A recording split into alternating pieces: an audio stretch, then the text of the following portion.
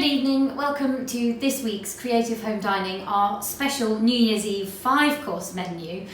So I hope very much that you already have something nice to drink and have started with the canapes. So put your oven on to 200 degrees and we'll have a look at the menu. So to start today, we have a white crab salad on a lemon potato rosti with brown crab meat aioli and a side salad. That's followed by a pan-fried duck breast with a duck leg croquette, celeriac puree and wilted greens.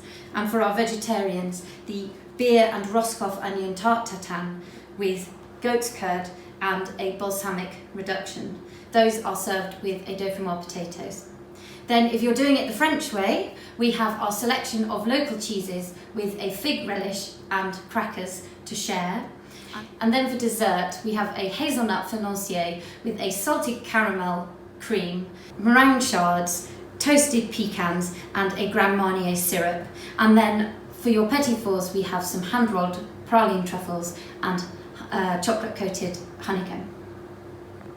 So our starter today, we have a little salad made with the white crab meat and some fresh herbs, little leaf garnish, an aioli made with the brown crab meat, and then we have our potato rosti here. They're just going to pop into the oven for 2 or 3 minutes just to warm through. So we'll start with our potato rosti, then straight on top with our brown crab meat. Then we have our white crab meat on top of that. And then here we have a collection of little salad cresses. You can just put on the side.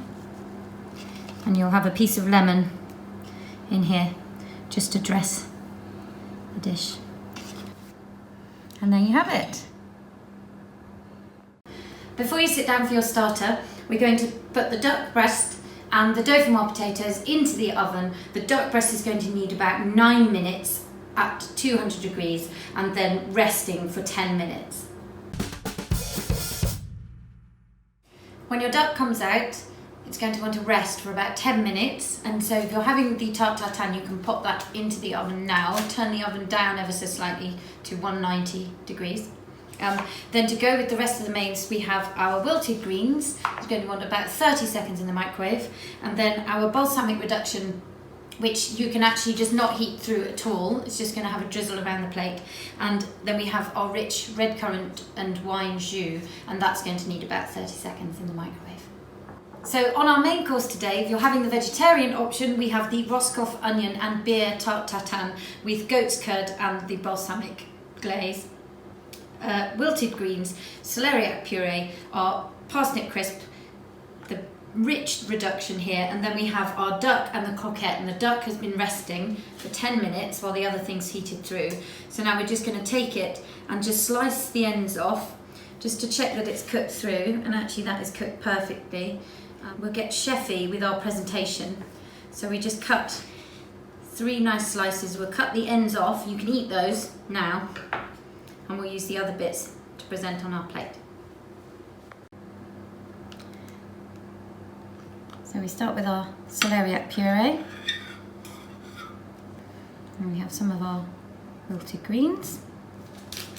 Our tart tatin needs turning the other way up, which we have here. Just place on the top.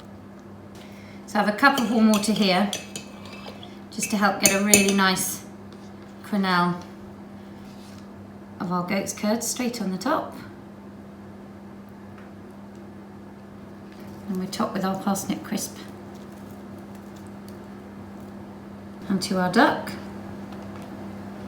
we have our lovely greens,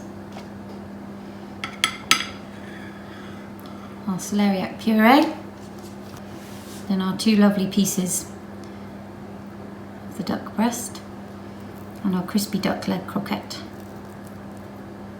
And finally, our balsamic reduction for the vegetarian, and our rich red currant sauce for the duck.